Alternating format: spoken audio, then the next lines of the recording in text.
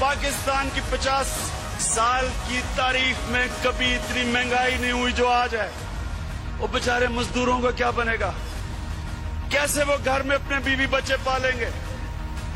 उनको खाना ही मुश्किल है देना, उनको पढ़ा कैसे सकते? और इनकी नाअहली की वजह से आपको नुकसान हुआ। अवाम हुकूमत की चोरी,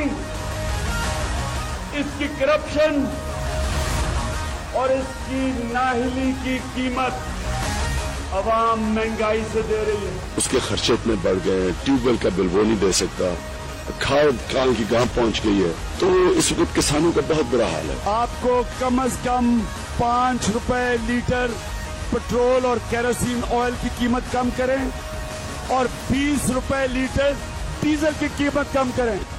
तू की जाने यार अमीरा, रोटी बंदा खा जाती है। अस्सलाम वालेकुम नाज़रीन, टू द पॉइंट के साथ मैं हूं मंसूर अली खान। प्रोग्राम में आपको खुशामदीद कहेंगे। नाज़रीन, जब मेरे कप्तान ऑपोजिशन में थे तो उनको आम आदमी की फिक्र थी। वो गरीब के लिए मसीहा थे। महंगाई देखकर उनका खून खौलता था। उनको किसान की फिक्र थी, मजदूर की फिक्र थी। वो महंगी बिजली पर तनकीद करते हुए बिल जला दिया करते थे। अवाम को अपने हकूक हासिल करने के लिए सिविल नाफरमानी तक करने का कहते थे। हुक्मरानों के गिरेबान पकड़ने के बयानात देते थे। महंगाई करने वालों को माफियास कहते थे। मेरे कप्तान बताते थे कि महंगाई करप्शन की वजह से होती है। जब हुक्मरान करप्शन करता है, वो आपके ऊपर टैक्स लगाता है, उसकी चोरी की कीमत आप महंगाई के जरिए अदा करते हैं। नाज़रीन, फिर मेरे कप्तान खुद हुकूमत में आ गए, मुल्क के वजीर आजम बन गए। उनके दिल में आज भी एहसास है, बयानात में एहसास है, बातों में फिक्र है। वो कहते हैं घबराना नहीं, लेकिन उनके दौरे हुकूमत में आम आदमी के लिए महंगाई के सिवा कुछ नहीं। मेरे आज कप्तान से 10 सवाल हैं। सवाल नंबर 1, पाकिस्तान में गंदम जरूरत से ज्यादा होते हुए आटे का बहरान क्यों पैदा हुआ? सवाल नंबर 2, अगर आटा बहरान की वजह नाकिस हिकमत अमली है तो मेरे कप्तान आपने आज तक किसको जिम्मेदार ठहराया और किसको सजा दी? सवाल नंबर 3, आटे के बाद चीनी की कीमत एक दिन में 5 रुपए फी किलो तक बढ़ गई, ये इजाफा क्यों हुआ? सवाल नंबर 4, ऐ मेरे कप्तान, आप जिस दिन हुकूमत में आए मुल्क में चीनी की कीमत 55 रुपए फी किलो थी, आज 80 रुपए हो गई है। 1.5 साल में 25 रुपए तक इजाफा क्या आपकी इजाजत से हुआ?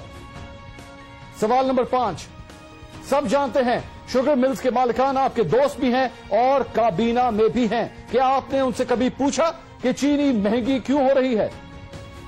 सवाल नंबर 6, विफाकी इदारे शुमारियात के एदाद और शुमार के मुताबिक सब्जियों और दालों की कीमत में 1 साल के दौरान 83% इजाफा हुआ, इसका जिम्मेदार कौन है?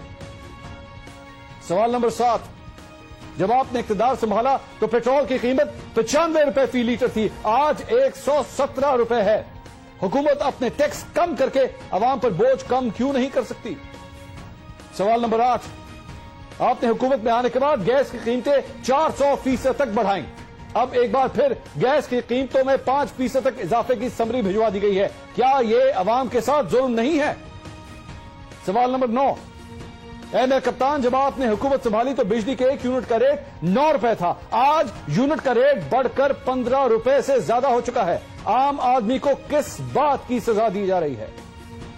सवाल नंबर 10, एक एमएनए की तनख्वाह 2 लाख रुपए के करीब है और आप तो मुल्क के वजीर आजम हैं, आपकी आमदनी इससे ज्यादा ही होगी।